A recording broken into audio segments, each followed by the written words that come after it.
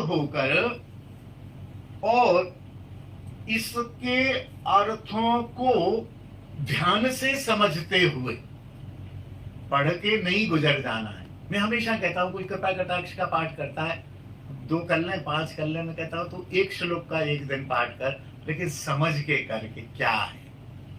जैसे था ना, एक चुटकुला से याद आता है, समय कम है, तो एक गुरुजी ने कही, बोले मुझको भगवत भक्ति प्राप्त करनी है गुरुजी, ये संसार कुछ नहीं लो, ये सब करवा दो।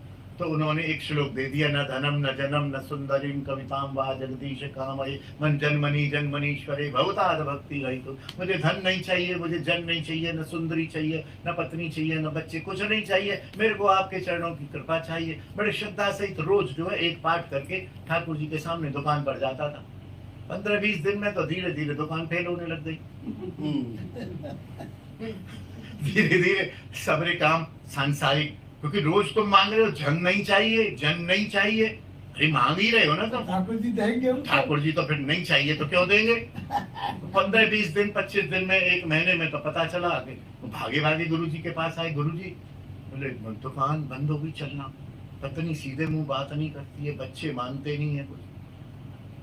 तो बोली ठीक है, तू यही तो चाह रहा है, तूने यही कहा था मेरे से। अरे गुरु जी कहा तो था, लेकिन मतलब बोले तेरे को पता है तू रोज जो प्रार्थना करता है। बोले हमको क्या पता, आपने एक श्लोक दे दिया। बोले इधर पहले तो श्लोक का अर्थ समझ ले। जब श्लोक का अर्थ समझा, बोले कल से नहीं करूंगा। तो हम जो प्रार्थना कर रहे हैं, हम जो पाठ कर रहे हैं, वो समझ के करें।